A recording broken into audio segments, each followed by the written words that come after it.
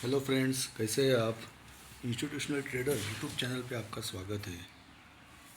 आप देख सकते हैं, एक थोड़ा क्विक एनालिसिस हम कर लेते हैं इंडेक्स का। हम क्विक एनालिसिस इसलिए करते हैं कि आपको देखने में भी सुविधा हो और समझने में सुविधा हो और उसमें लेवल्स आपको ठीक से याद रहे। सो हम देख सकते हैं कि आज का जो अपना एनालिसिस है वो 5 मिनट टाइम फ्रेम पे कर रहे हैं। सो हम देख रहे हैं कि एक जो डाउनवर्ड स्लोपिंग चैनल जो एक चल रहा है, तो उसे आज एक बार यहाँ पे और अभी यहाँ पे दो बार उसने ब्रीच किया है अपरोड चैनल को। फर्स्ट टाइम भी जब भी ब्रीच किया तो एक ट्रैप था। कल जैसे मैंने कल के मार्केट अपडेट में मैंने कहा था कि उसके ऊपर सस्टेन करना बहुत ज़रूरी है। एक 15 मिनट की कैंडल उसके ऊपर पूरी तरह से सस्टेन होनी चाहिए, तो ही वहाँ से एक अपमूव आ सकती है। और जो लेवल्स हमने मार्क किए थे, आप देख सकते हैं एकदम फंटेस्टिकली वर्क कर रहे हैं। सो उधर फेक आउट होके उधर से प्राइस नीचे आई और फिर वापस से ये पॉइंट को रिटेस्ट किया और रिटेस्ट करके एक हमारी जो डायरेक्शन मैंने कल कहा था कि हम थोड़े बेरिश है, तो कल हमारे डायरेक्शन में परफेक्टली प्राइस जाके जो लेवल मैंने कहा था कि 24,181 से लेके 24,139 के बीच मार्केट एक छोटा सा बाउंस बैक ले सकती है, फिर साइडवेज ले सकता है। और जैसे कि आप देख रहे हैं परफेक्टली, ये जो इस कैंडल का जो लो बना है वो बना है 24,149 का। इतनी प्रिसाइजली हमारे लेवल्स वर्क कर रहे हैं।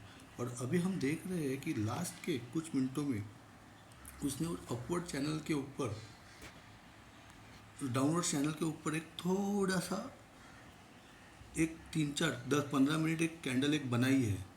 सो हम देख सकते हैं कि जब तक डायरेक्शन चेंज का कोई भी इंडिकेशन हमें नहीं दिखता है तब तक हम हमारा बायस चेंज नहीं करेंगे। सो अब तक मैं साइडवेज था, अभी मैं कम्प्लीटली बेरिश की तरफ देख रहा हूँ। सो अगर ये जो ग्रीन लाइन जो मैंने मार्क की है इसके ऊपर सस्टेन करता है तो 24,302 तक हमें एक छोटी सी 60 पॉइंट की एक रैली हम पकड़ सकते हैं। लेकिन मुझे ऐसा लग रहा है कि शायद उसके ऊपर अगर मूवमेंट निकलती हो, बहुत फास्ट मूवमेंट होगी, हम उसे पकड़ नहीं सकते।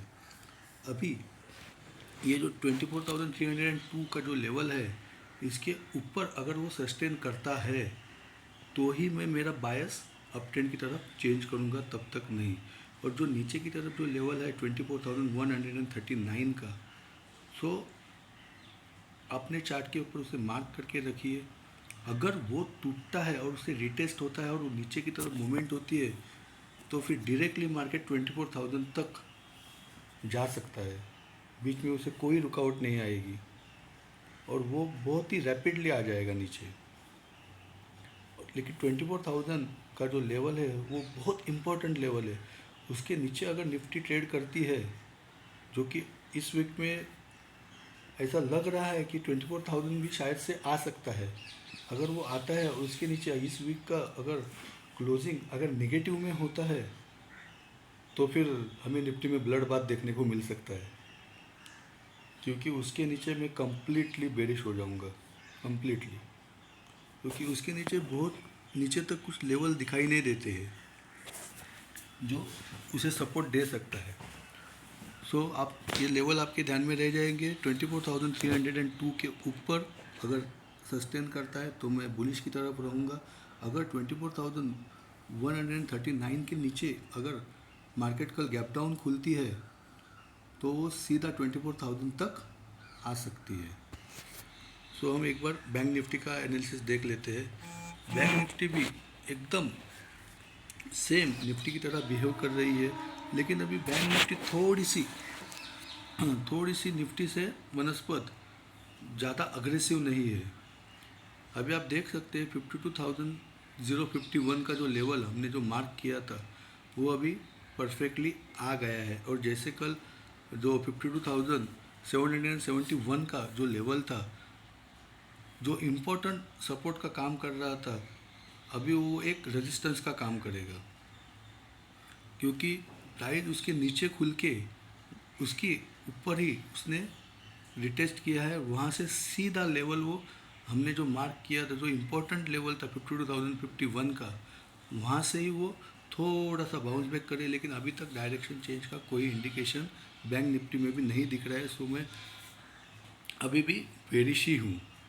तो आप देख सकते हैं जो 51,754 का जो लेवल है, जैसे निफ्टी में मैंने 24,000 का लेवल जो बताया था, और यहाँ बैंक निफ्टी में 51,754 का लेवल आप अपने चार्ट के ऊपर मार्क कीजिए। ये लक्ष्मण रेखा है। अगर इसके नीचे अगर इंडेक्स टूटता है तो फिर हमें अच्छी खासी नीचे की तरफ एक रैली देखने को मिल सकती है।